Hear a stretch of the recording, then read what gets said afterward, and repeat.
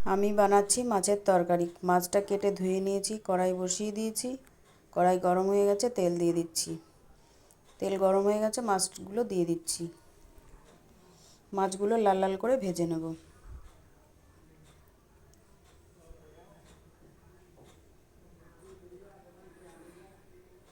তেল ছিটছে, তাই আমি মাছটা ঢেকে দিয়ে ভাজলাম।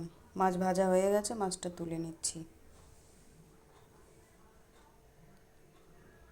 কড়াইতে তেল আছে, ওই তেলেই আমি মাছের তরকারিটা রান্না করব।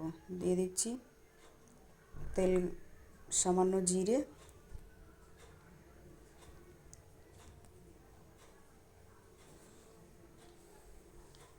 দিয়ে দেবো একটু পেঁয়াজ কুচি।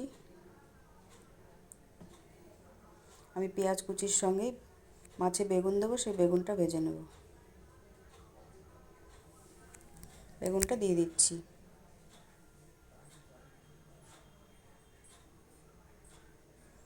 নেড়ে চেড়ে বেগুনটা ভেজে নেব।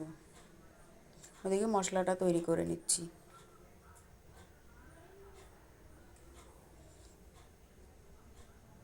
দিয়ে দিচ্ছি স্বাদ মতো লবণ। আমি হলুদ আগেই দিয়ে দিয়েছিলাম। বেগুনটা ভাজা হয়ে গেছে। দিয়ে দিচ্ছি শুকনো লঙ্কা বাটা, দিয়ে দেবো আদা জিরে বাটা। মশলাটা একটু জল দিয়ে কষে নেব।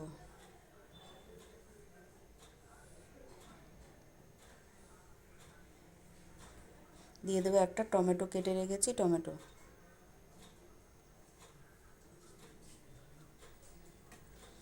ভালো করে কষে নিয়েছি, দিয়ে দিচ্ছি জল।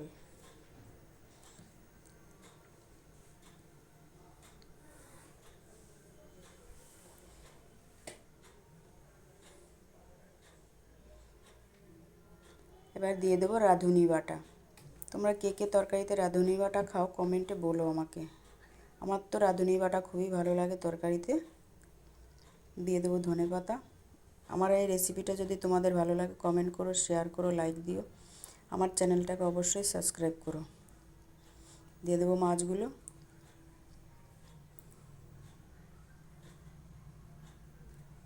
দিয়ে দিয়েছি মাছ। ঝোলটা ফুটে গেছে, নামিয়ে নেব।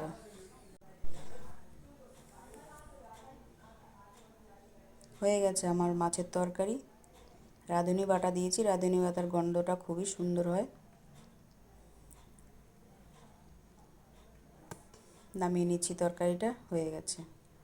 তোমরা এরকমভাবে রান্না করতে কে কে ভালোবাসো কমেন্টে বলো।